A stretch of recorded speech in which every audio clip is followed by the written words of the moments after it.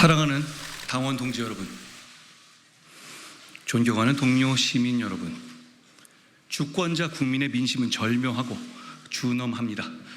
그토록 염원했던 총선 승리였지만 결과는 너무도 뼈아팠습니다. 오로지 저의 책임입니다. 어떻게든 제가 더 잘했어야 했습니다. 주권자 국민들께서 집권 여당과 정부를 냉혹하게 심판하면서 명령했던 것은 우리의 변화였습니다. 그런데 지금 우리는 변화하고 있습니까? 정권 심판론으로 뒤덮였던 총선 기간 내내 우리는 민심에 반응하겠다고, 국민의 눈높이에 맞추겠다고 외쳤습니다. 지금 우리는 국민의 눈높이에서 민심에 반응하고 있습니까? 지난 두 달은 반성과 혁신의 몸부림을 보여드렸어야 할 골든타임이었습니다. 그런데 우리는 국민의 요구에 묵묵부답 오히려 퇴보하는 모습만을 보여드렸습니다. 국민들께서는 우리에게 마치 갈라파고스에 사는 사람들 같다, 심판받은 사람들이 맞느냐, 심지어 이긴 사람처럼 행동하고 있다는 말씀까지 하십니다. 거대 야당의 상임위 독식, 입법 독주, 일극 체제의 완성을 민심이 강하게 제지하지 않고 있습니다. 우리를 향해서 너희 국민의힘은 더 혼나봐야 한다는 국민의 심판이 계속되고 있기 때문입니다.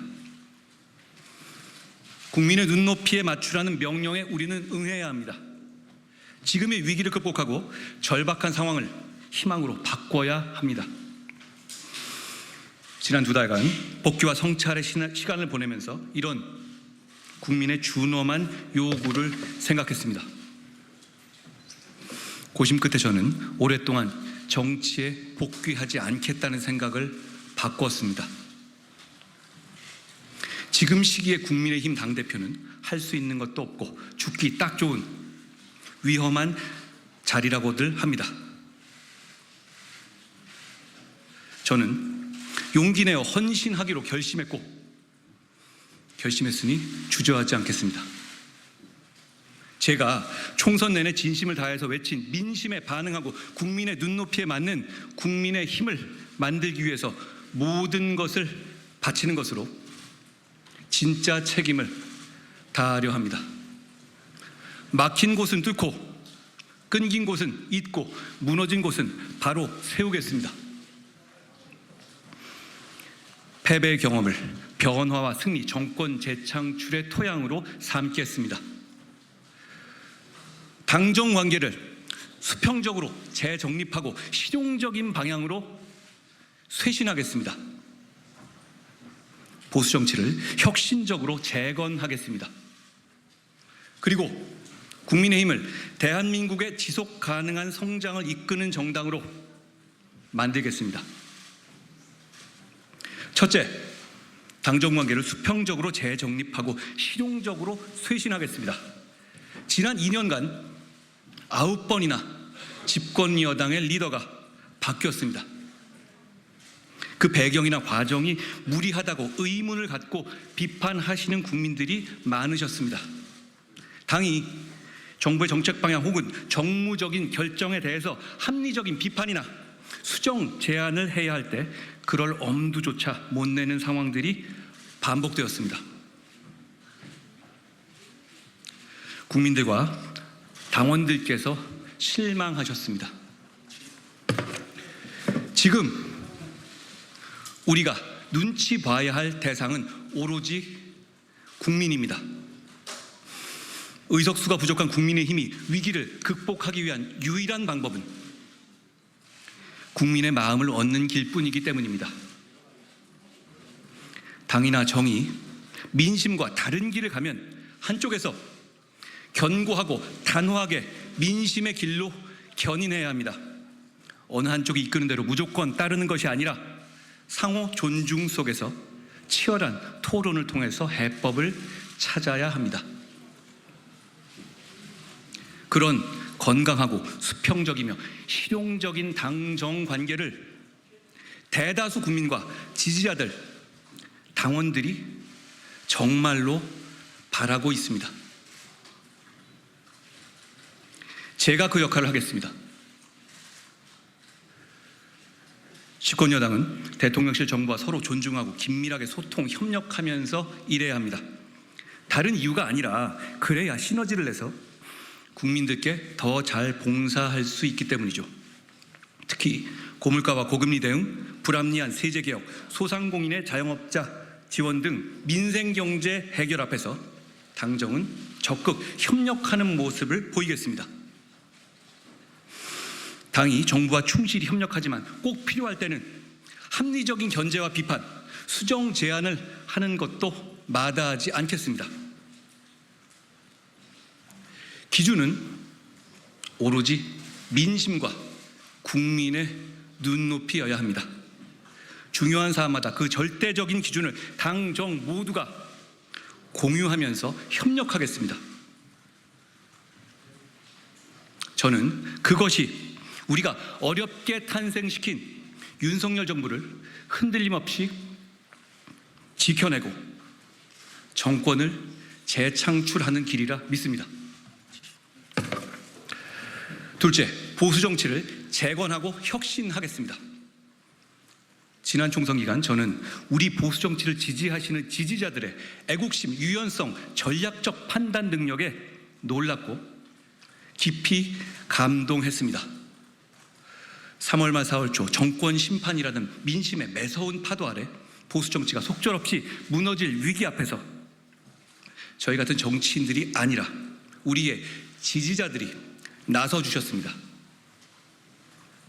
부산을 비롯한 전국 각지에서 여러분이 나라를 살려주십시오 라는 참 구식처럼 보이는 저의 호소에 개헌 저지선을 지켜주셨습니다.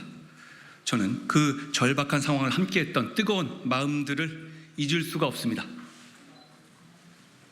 지금의 보수 정치는 지지자들이 정치인들보다 더 애국적이고 더 유연하고 더 전략적이고 더 절박합니다. 저는 우리 보수 정치인들이 더도 말고 딱 우리 지지자들만큼만 애국적이고 유연하고 전략적이고 절박해진다면 대선이든 지선이든 승리할 수 있다고 확신합니다. 제가 생각하는 보수 정치의 재건과 혁신은 보수의 정치인들이 지지자들만큼 훌륭해질 수 있는 시스템을 만들자는 것입니다. 그러기 위해서 우선 지역 현장 중심의 풀뿌리 정치 시스템을 갖춰야 합니다. 이번 선거에서 봤듯이 늘 어려울 때 나라를 지켜준 전통적인 지지자분들을 소중히 여기고 늘 감사드리는 정치를 해야 합니다. 여러분, 그분들의 지지는 당연한 것이 아닙니다. 그분들이 우리 대한민국의 지금을 만든 자부심이고 출발점이자 보루입니다. 동시에 중도, 청년, 수도권 정치를 향한 확장이 없이는 우리 당의 미래가 없다는 것을 모든 당원과 지지자들이 알고 계실 겁니다. 한 발은 보수의 심장인 전통 지지층에 두고 또 한 발은 수도권과 청년을 향해서 과감하게 나가야 합니다. 헬무트 콜 독일 총리는 17 나이에 보수 정당에 입당하여 체계적으로 훈련받고 보수 정당의 추천으로 작은 선거부터 나가면서 정치적으로 성장했습니다. 그리고 훗날 독일 통일이라는 대업을 달성했습니다. 마크롱 프랑스 대통령은 대학 시절 지방선거의 자원봉사자로서 정치를 시작해서 30에 공천 탈락의 고배를 마시면서 경력을 쌓았습니다. 조르지 멜로니 이탈리아 총리도 10대부터 정당 활동을 시작해서 30이 되기 전에 하원의원에 당선됐습니다. 저는 그런 길을 가지 못했지만 우리 당은 이제 콜을, 마크롱을, 멜로니를 키워내야 합니다. 우리는 지금 어떻습니까? 당선 가능성이 없는 걸 알면서도 자청해서 출마한 광주의 박은식, 연고가 없음에도 당의 요청으로 도전한 오산의 김효은 같은 젊은 인재들에게 우리 당은 자신 있게 앞으로도 생활인으로서 정치 계속하시라 이렇게 요구할 수 있습니까? 지금처럼 선거철만 되면 벼락치기식으로 청년 인재 영입해서 험지로 보내고 그 귀한 인재들을 일회용으로 사라지게 두실 겁니까?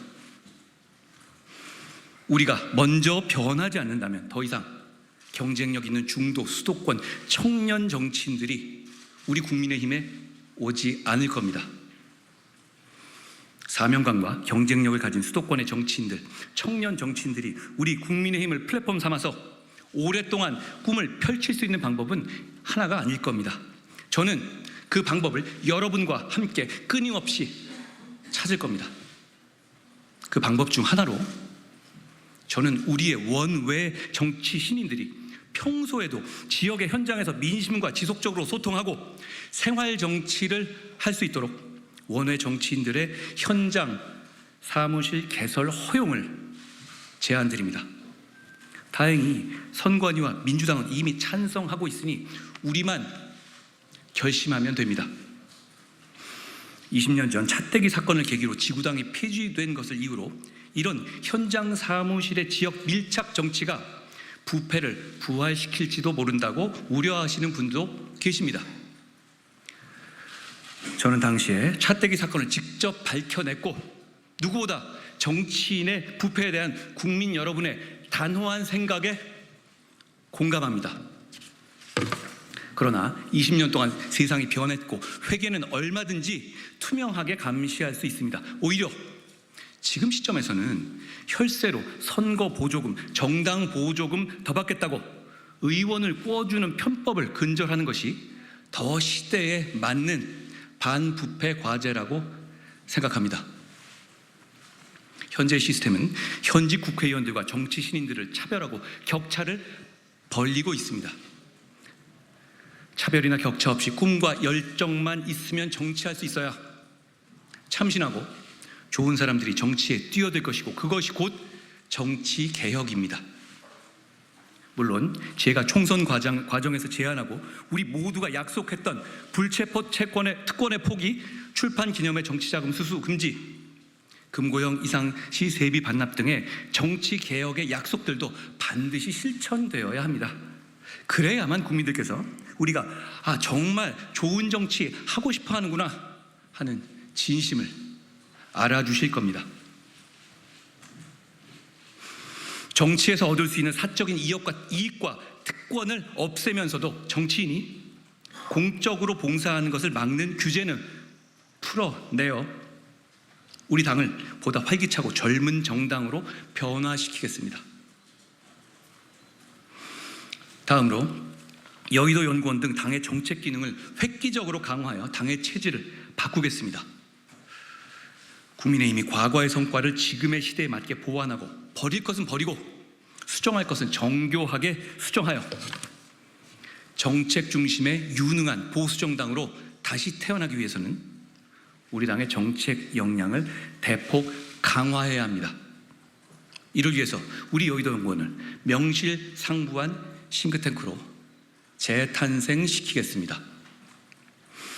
아울러 여의도 연구원 자체뿐 아니라 보수 중도의 수준 높은 민간 브레인들에게 정책과 전략에 대한 아웃소싱을 활성화하겠습니다.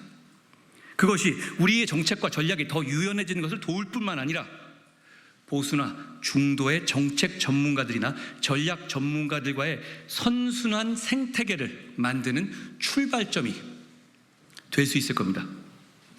여러분, 우리의 상대는 이미 오래전부터 그렇게 하고 있지 않습니까? 여러분, 우리에겐 108명의 일당 100 국회의원들도 있지만 사실 지금 같은 구도면 일당 100까지는 필요 없고 한 일당 2 정도면 되겠죠. 어려운 선거에서 처절하게 분투하면서 값진 경험을 쌓은 163명의 걸출한 원외 당협위원장들이 있습니다. 탄탄한 실력의 지방자치위원들이 있고 뛰어난 역량의 보좌진들이 있고 당의 기둥인 당뇨들이 있습니다. 이들이 정책위와 여연과 연계해서 각자의 전문성을 키우고 자신의 이름을 걸고 제대로 정책 역량을 발휘할 수 있도록 평가와 보상 체계를 마련하겠습니다. 나아가 우리 국민의힘의 정치의 저변을 끊임없이 확대해야 합니다. 지금처럼 선거 때만 반짝 저변 확대를 시도해서는 선거에서 이길 수 없습니다. 제가 지향하는 보수의 핵심 가치는 자유롭고 공정한 경쟁을 장려하고 불필요한 규제를 없앰과 동시에 경쟁의 룰 준수를 보장하며 경쟁에 탈락하거나 참여하지 않는 사람에게도 인간적인 삶을 보장하는 것에 있습니다. 거기에 국가 안보에 대한 확고한 생각과 범죄로부터 국민을 보호하겠다는 강력한 의지는 기본이겠죠. 자유와 자율, 공정과 경쟁을 핵심 가치로 삼되 더 나아가 공동체를 튼튼하게 지키면서 동료 시민과 연대하는 보수 정치를 저는 꿈꿉니다. 과거에 우리 당이 국민들로부터 많은 사랑을 받을 시기에는 비주류의 소장파들이 활동할 공간이 열려 있었습니다. 그러나 최근 2년간 우리 당 어땠습니까? 생각이 다른 사람들을 배제하고 낙인 찍고 공격하거나 심지어 발붙일 공간을 허용하지 않는 뺄셈의 정치를 해오지 않았는지 돌이켜봐야 합니다. 우리를 찍어주었던 국민들을 하나 둘씩 등 돌리게 했고 상처받게 했습니다.